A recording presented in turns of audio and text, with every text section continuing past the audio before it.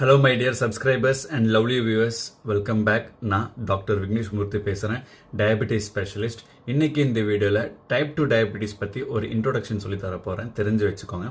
Type 2 diabetes இது எதனால் ஏற்படுதுன்னு பார்த்தீங்கன்னா, நம்ம உடம்புல இருக்கக்கூடிய இன்சுலின் ப்ரொடக்ஷன்ஸ் நல்லாவே இருக்கும், ஆனால் செல்ஸால் அதை யூஸ் பண்ணிக்க முடியாது.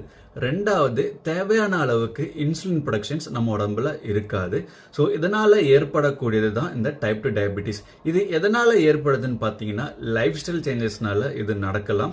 அது மட்டும் இல்லாமல் 90% பேருக்கு இந்த டைப் 2 டயபெட்டிஸ் தான் இருக்குது. எந்த ஏஜ் குரூப்புக்கு இது ரொம்ப காமனாக இருக்கும்னு பார்த்தீங்கன்னா, முக்கியமாக அடல்ட் ஏஜில் இருக்கிறவங்களுக்கு தான் இந்த டைப் 2 டயபெட்டிஸ் ரொம்ப காமனாக இருக்கும்.